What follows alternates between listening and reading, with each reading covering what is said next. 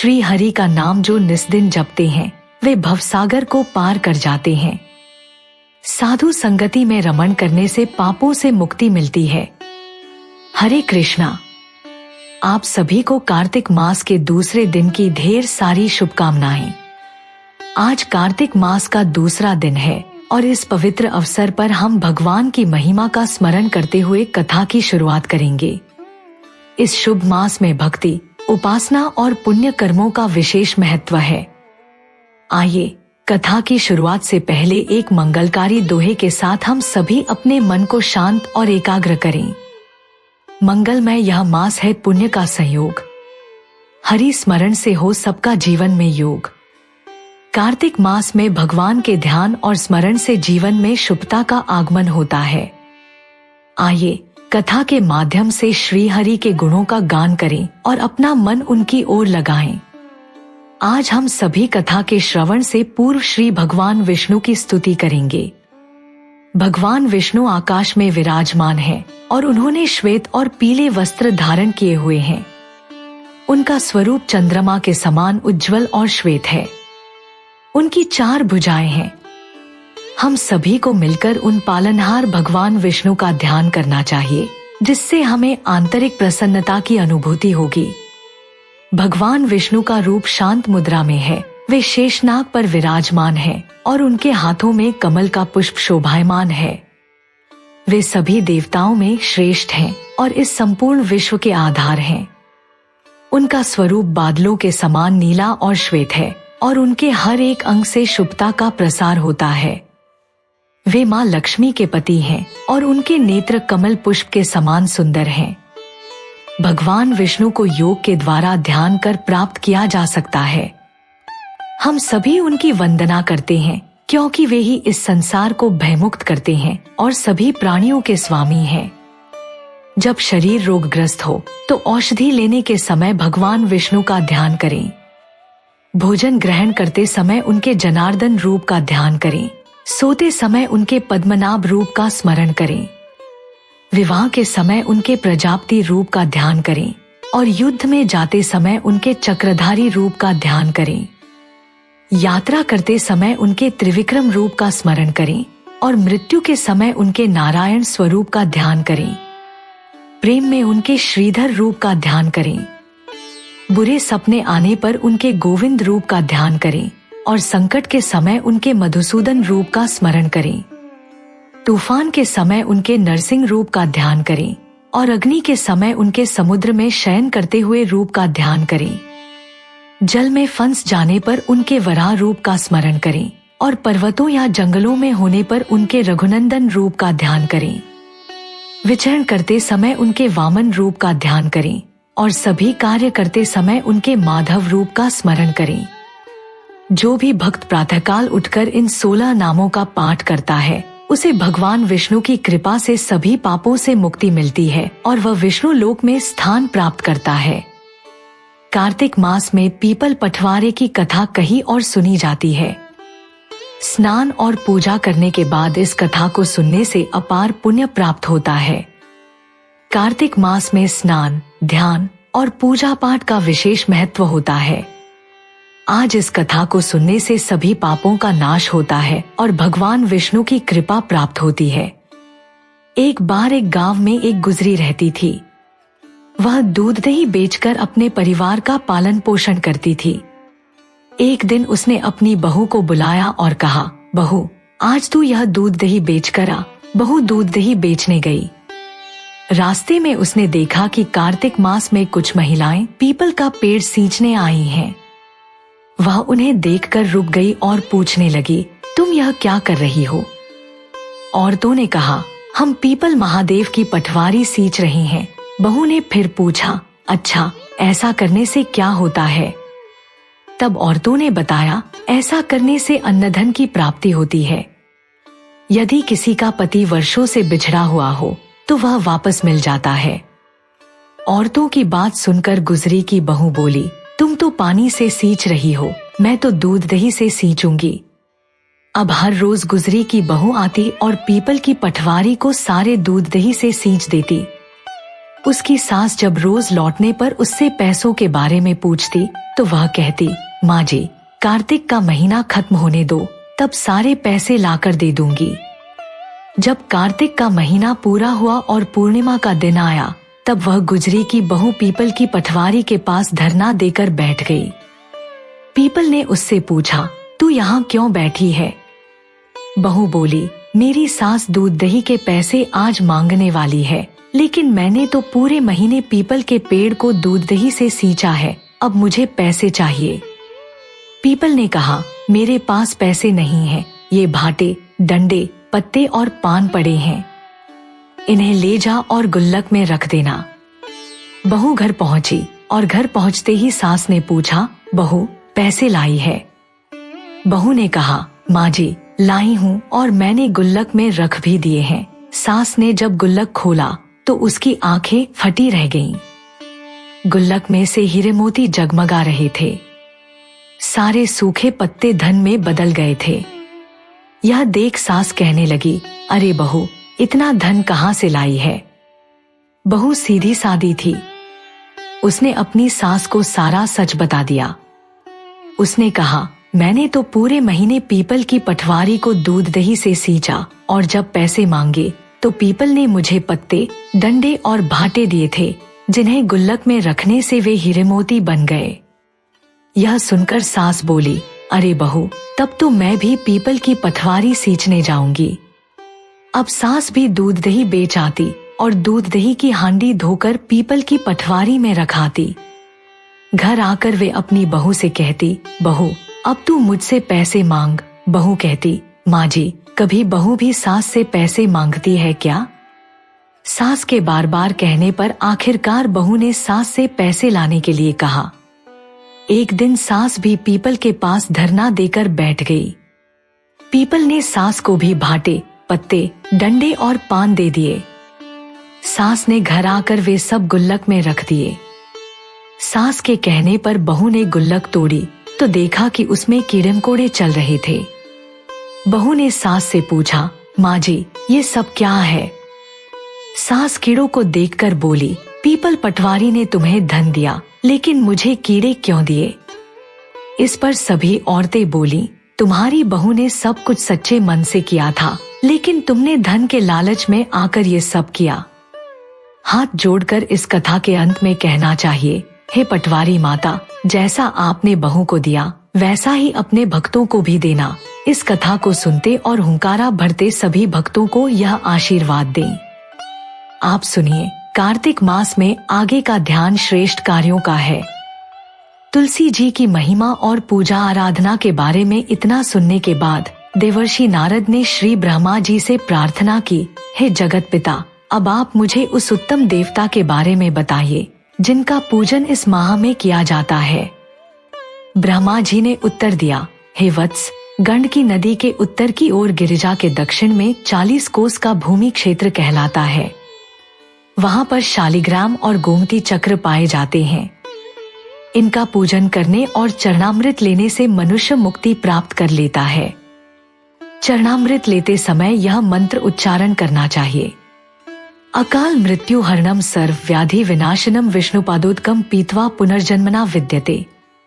जिस गोमती में एक चक्र हो उसे सुदर्शन कहते हैं, 2 चक्र हो तो नारायण, 3 चक्रों वाले को अछूत, 4 चक्रों वाले को जनार्दन, 5 चक्रों वाले को वासुदेव, 6 चक्र वाले को प्रद्युम्न, 7 चक्र वाले को संरक्षण, 8 चक्र वाले को नलकुंवर, 9 चक्र वाले को व्यूह और 10 चक्र वाले को दशावतार कहते हैं।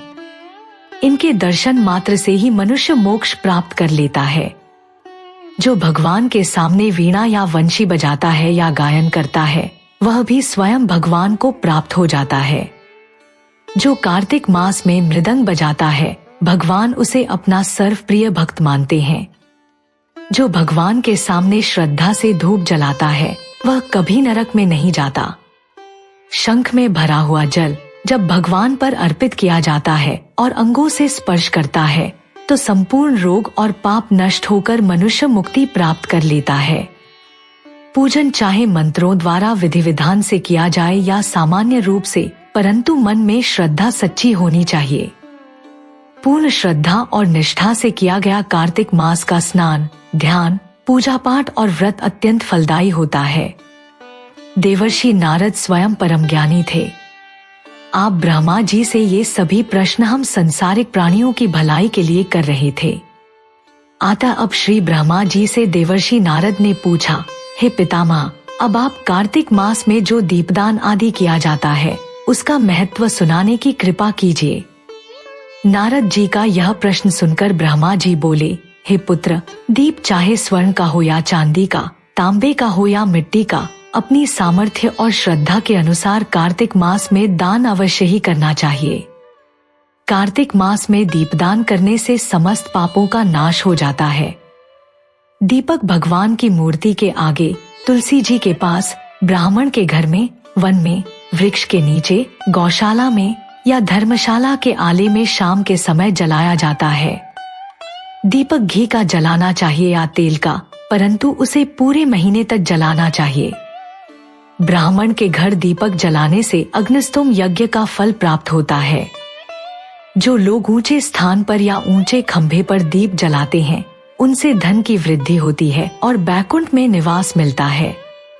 दीप जलाते समय भगवान से प्रार्थना करनी चाहिए और कहना चाहिए, हे भगवान, आपके ही लिए मैं हर दिन कार्तिक मास में दीप जलाती हूँ। कार्तिक मास में मथुरा, माघ में प्रयाग और वैशाख में हरिद्वार में स्नान और निवास करना अत्यंत ही उत्तम होता है। जब सूर्य तुला, मकर या मेष राशि में हो, उस समय किए जाने वाले नियम, व्रत, पूजा और दान बहुत शुभ फल देते हैं। इन महीनों में किए गए व्रत, दान और शुभ कर्मों से सभी पापों का नाश हो जाता है। जिस प्रकार भगवान भास्कर, सूर्य के उदय होने से अंधकार का नाश हो जाता है, वज्र से पर्वत का, गरुड़ के भय से सर्पों का, पवन से मेघ का, ध्यान से दुहक का और सिंह के भय से मृगों का नाश हो जाता है, ठीक उसी प्रकार श्री मथुरा जी के दर्शन मात्र से ही सभी पापों का नाश हो जाता है। कार्तिक मास में स्नान, जागरण, दीपदान, तुलसी जी का दर्शन पूजन, भगवान के मंदिर में झाड़ू लगाना, साफ सफाई करना, गाना बजाना, भगवान की कथा सुनना सुनाना, कीर्तन करना कराना, ये सभी शुभ कार्य होते हैं। इनके करने से श्रेष्ठ फलों की प्राप्ति होती है। पूर्व जन्म के पापों को नष्ट करने के लिए कुछ न कुछ व्रत, दान, भजन, पूजन आदि करना अति उत्तम रहता है। श्री ब्रह्मा जी के मुख से पूर्व जन्म के पाप शब्द सुनकर देवर्षि नारद ने पूछा, हे विधाता, अभी आपने कहा कि कार्तिक मास में स्नान और दान करने से पूर्व जन्म के पाप भी नष्ट हो जाते हैं, तो किसी को यह कैसे पता चलेगा कि उसने पूर्व जन्म में किस प्रकार के पाप किए हैं? किस प्रकार हम अपने पूर्व जन्म के पापों को जान सकते हैं, यह सुनने की भी मेरी इच्छा है। सो हे पितामह, अब आप कृपा करके इस बारे में भी बताइए। श्री ब्रह्मा जी बोले, हे पुत्र, पूर्व जन्म का ब्रह्मा हत्या करने वाला, क्षय रोगी और परस्त्रीगमन करने वाला कौड़ी बन जाता है। स्वर्ण चोर के नाखून खराब हो जाते हैं और मदिरा पीने वाले के दांत खराब हो जाते हैं। इस प्रकार मनुष्य के पूर्व जन्म के पापों को पहचाना जा सकता है। इस प्रकार के सभी पाप दान, तपस्या, कृषि, व्रत आदि से निवारण हो जाते हैं। ब्रह्मा जी ने आगे कहा, हे देवर्षि, अब हम कुछ व्रत आदि बतलाते हैं। एक समय भोजन करने से और 3 दिन शाम और 3 दिन प्रातःकाल भोजन करने को अतिकृत व्रत कहते हैं। शाम के समय 12 ग्रास और प्रातःकाल में 24 या 26 ग्रास खाने को भी अतिकृत व्रत कहा गया है। 3 दिन तक खाकर फिर 3 दिन उपवास करना भी अतिकृत व्रत कहलाता है। शाम के समय 1 ग्रास और प्रातःकाल में 1 ग्रास, फिर 2 दिन बिना मांगा हुआ भोजन करना और 2 दिन तक उपवास करना, यह भी व्रत अतिव्रत कहलाता है। 21 दिन तक केवल दूध या पानी पीना व्रत कहलाता है। 12 दिन तक उपवास करना पूरक व्रत कहलाता है। 4 दिन कुछ न खाना, फिर सत्तू खाना या छाछ पीना, इसके बाद ब्राह्मणों को दक्षिणा देना स्वामी कृष व्रत कहलाता है। इसी प्रकार 12 दिन तक उपवास करना द्वादश कृष व्रत कहलाता है। तुला पुरुष का दान करना और गौ का घी, दूध, दही तथा कुशा का जल पीना दूसरे दिन उपवास करना यह कृष्ण संतापन व्रत कहलाता है। कार्तिक शुक्ल चतुर्दशी को भगवान का पूजन करना चाहिए। उस रात को उपवास रखकर और कमर तक जल में खड़े रहकर रात्रि भर भजन करने को जल कृष्ण व्रत कहा गया है। जो इस व्रत को करता है वह बैकुंठ को प्राप्त कर लेता है। कार्तिक सुदी सप्तमी को घी खाकर फिर एकादशी को उपवास करना पेतामह कृष्ण व्रत कहा जाता है। यह पेतामह कृष्ण व्रत करके दिन में भगवान श्री कृष्ण चंद्र का पूजन करने वाला तीनों लोकों में पवित्र होकर बैकुंठ लोक को प्राप्त कर लेता है। कार्तिक सुदी छठ से 3 दिन तक उपवास करने से महेंद्र का वृक्ष व्रत हो जाता है। इसे कर मनुष्य दुर्लभ बैकुंठ लोक में वास पा लेता है। 3 दिन अन्न भक्षण करने और 3 दिन उपवास करने से पात्र पंचा का व्रत हो जाता है। इसे वैष्णव का वृक्ष व्रत कहा जाता है। अगर एकम से पंचमी तक केवल दही खाए, फिर एकादशी और द्वादशी को भगवान का पूजन करे तो उसे परम कृष्ण व्रत कहा गया है। इसके करने से श्वेत द्वीप में वास मिलता है। जो शुक्ल पक्ष की एकम से प्रतिदिन एक ग्रास कम करता है और अमावस्या को कुछ नहीं खाता तो यह चंद्रयान व्रत कहलाता है। 1 ग्रास 2 तोले अर्थात 25 ग्राम के लगभग मानना चाहिए। एक बार में जितना भोजन आसानी से मुंह में आ जाए इतना ही ग्रास होना चाहिए। कृष्ण पक्ष के आरंभ में अर्थात शुरुआत में 14 को 5 ग्रास और फिर हर दिन एक ग्रास बढ़ाकर एक पक्ष में 240 ग्रास पूरे करने चाहिए। इसे भी चंद्रयान व्रत कहते हैं। जो व्यक्ति कार्तिक शुद्धि, सप्तमी, अष्टमी, नवमी और दशमी को जल कमल खाता है, फिर एकादशी को उपवास करता है तो यह लक्ष्मी व्रत कहलाता है। इस लक्ष्मी व्रत को करने वालों पर श्री लक्ष्मी जी की कृपा बनी रहती है और अंत में उन्हें भगवान विष्णु के वैकुंठ लोक में वास मिल जाता है। प्रतिदिन प्रातःकाल में 4 ग्रास और सायंकाल न खाने से शिशु चंद्रयान व्रत होता है। पूरे कार्तिक मास तुलसी जी का और आंवले का पूजन करना चाहिए। अगर स्त्री व्रत करे तो अपने पति की दीर्घायु की कामना भी करें। व्रत समाप्ति के बाद किसी ब्राह्मण को गोदान या अपने सामर्थ्य के अनुसार दान, दक्षिणा या भोजन आदि देना चाहिए। इन व्रतों को करने से व्रत करने वाला भगवान का श्री पात्र बन जाता है। इस श्लोक में वह सभी सुख और ऐश्वर्य को भोगकर अंत में मोक्ष भी प्राप्त कर लेता है। ऐसा कहकर श्री ब्रह्मा जी कुछ देर के लिए मौन हो गए। आज के अध्याय में बस इतना ही। इसके आगे का वृतांत आप सभी आने वाले दिनों में सुनिएगा। अब सुनिए श्री तुलसी चालीसा का पाठ और तुलसी माता की आरती। जय जय तुलसी भगवती सत्यवती सुखदानी, नमो नमो हरि प्रेसी। श्री वृंदा गुणखानी, श्री हरिशीष विराजनी, देहु अमर वरम। जनहित है वृंदावनी, अब न करक विलंब। धन धन श्री तुलसी माता, महिमा अगम सदा श्रुति गाता। हरि के प्राणों से तुम प्यारी, हरि हेतु कीन हो तब भारी। जब प्रसन्न है दर्शन, दीन हो तब कर जोरी विनय। उस कीन हो हे भगवंत गंत मम हो। दिल जानी जा निछाड़ हूँ, जो हूँ सुनी लक्ष्मी तुलसी की बानी।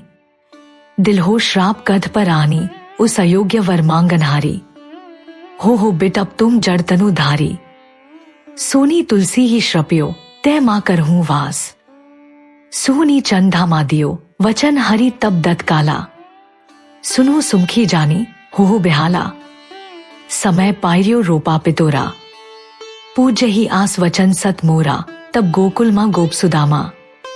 कासु भई तुलसी तू बामा। कृष्ण रास लीला के माही, राधे शक्यो प्रेम लखनाही। दियो श्राप तुलसी तत्काला, नरलोक ही तुम जन्म हो बाला। यो गोप महदानव राजा, शंखचूड़ नामक शिरताजा, तुलसी बहतासु की नारी। परम सती गुण रूप आगारी। अस्तवे कल्प बीदी जब गए हूँ, कल्प तृतीय जन्म तब भय हूँ। वृंदा नाम भयो तुलसी को, असुर जलंधर नाम पति को।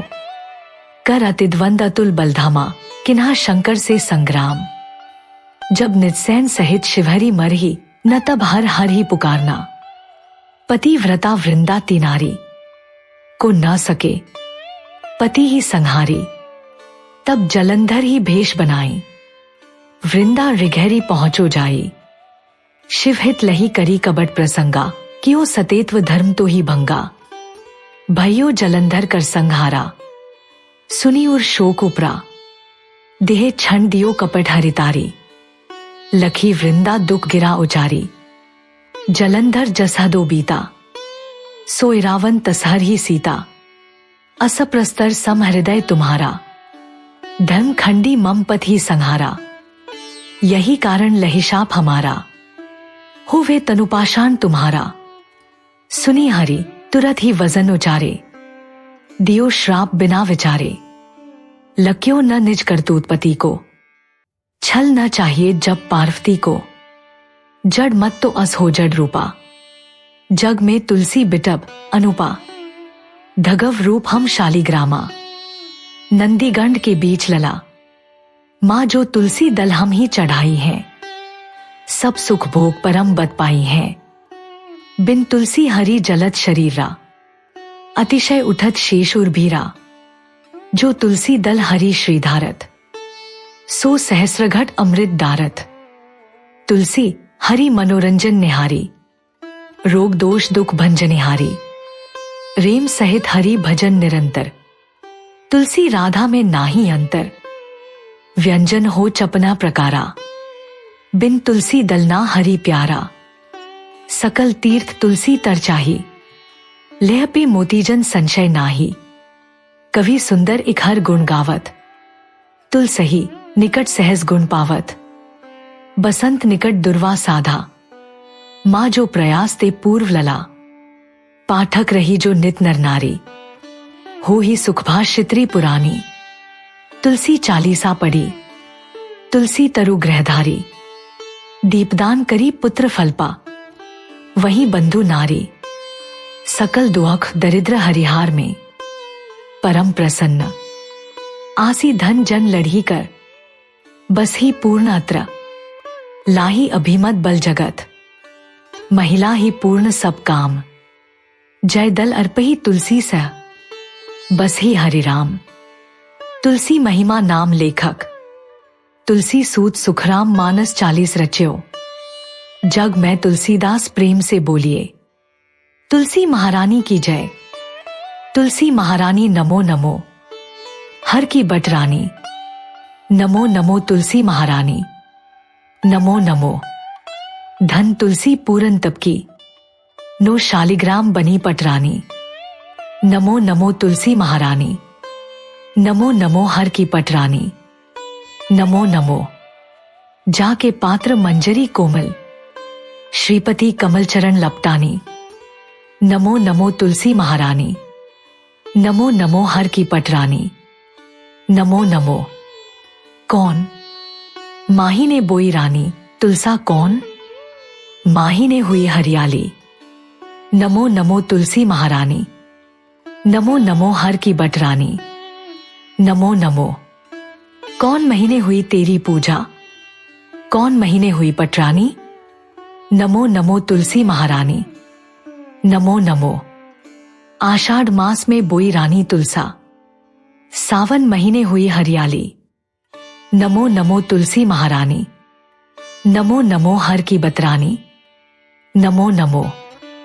कार्तिक मास में हुई तेरी पूजा, मंगशिर मास हुई बटरानी। नमो नमो तुलसी महारानी, नमो नमो हर की पटरानी। नमो नमो। धूप दीप नैवेद्य आरती, पुष्पों की वर्षा बरसानी। नमो नमो तुलसी महारानी, नमो नमो हर की पटरानी। नमो नमो। 56 भोग 36 व्यंजन, बिन तुलसी हर एक न मानी। नमो नमो तुलसी महारानी, नमो नमो हर की पटरानी। नमो नमो। जो तुलसी को सवेरे गाए, श्री कृष्ण के दर्शन पाए। नमो नमो तुलसी महारानी, नमो नमो हर की पटरानी। नमो नमो। जो तुलसी को दोपहर गाए, खीर खांड का भोग लगाए। नमो नमो तुलसी महारानी, नमो नमो हर की पटरानी। नमो नमो। जो तुलसी को सांझ को गाए, श्री कृष्ण की आरती उतारे। नमो नमो तुलसी महारानी, नमो नमो हर की बटरानी। नमो नमो। जो तुलसी को रात को गाए, श्री कृष्ण के चरण दबाए। नमो नमो तुलसी महारानी, नमो नमो हर की पटरानी। नमो नमो। सब सखी मैया तेरे यश गावे, भक्ति दान दीजे महारानी। नमो नमो तुलसी महारानी, नमो नमो हर की पटरानी। नमो नमो तुलसी महारानी, नमो नमो हर की पतरानी। नमो नमो।